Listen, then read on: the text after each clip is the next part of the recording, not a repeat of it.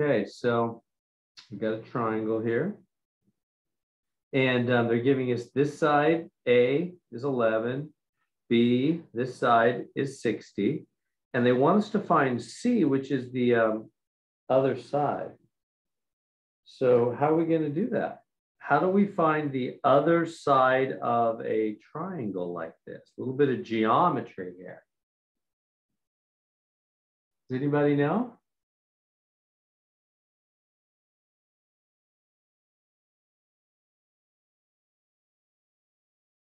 How do we find this other side? Anybody ever heard of what's called the Pythagorean? I'll need to put this in the notes for you. The Pythagorean Theorem.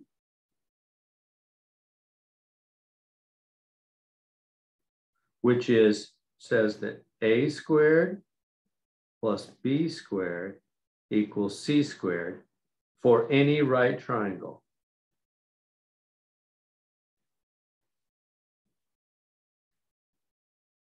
So this is what we call a right triangle because of this 90-degree angle.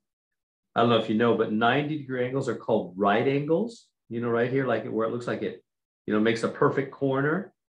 That's a 90-degree angle, and it's called a right angle. And when a triangle has it, triangle is called a right triangle, triangle with a right angle. And when you have a triangle with a right angle, then you can use the Pythagorean theorem. Mr. Pythagoras came up with it a long time ago. And it is a squared plus b squared is c squared. But the trick is, you have to be a little careful using the Pythagorean theorem. This side c is called the hypotenuse. Fancy word. Now, I'm not going to quiz you on these names. And the other two sides are called the legs. The point is, the hypotenuse is the side across from the right angle. It's the biggest side. So that side is the biggest side. And it's across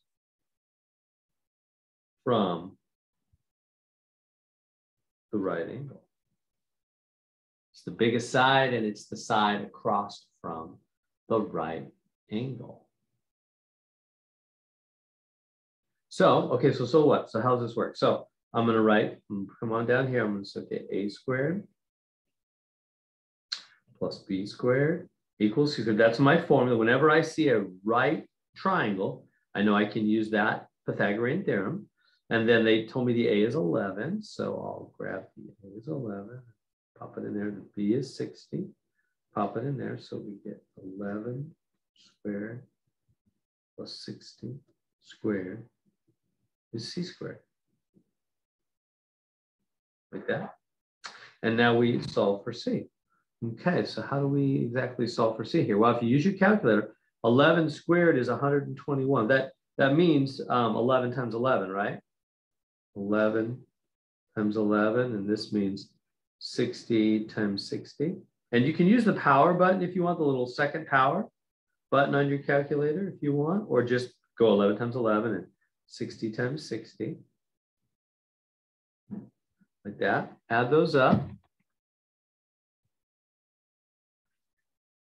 And you get 3721, like that. All right, now but that's not c, that's c squared. So I somehow need to turn that into like regular c.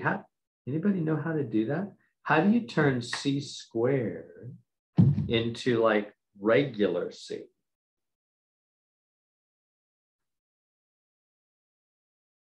You find out what number is times by itself to equals 3721. Yeah, but we have a certain symbol that does that. Anybody know what that symbol is? The square root symbol. That's it. Good job.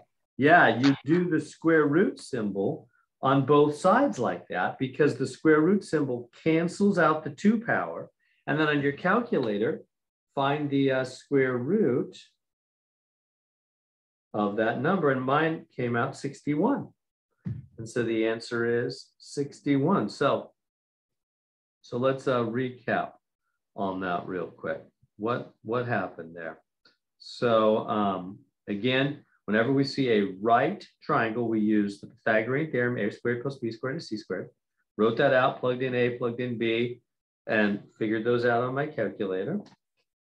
And then came on down right here and had c squared equals 3721. And to turn c squared into regular c, to get rid of that 2 power, what do you got to do? Root both sides. Remember, whatever you do to one side, you have no choice but to do the same thing to the other to keep them equal, right?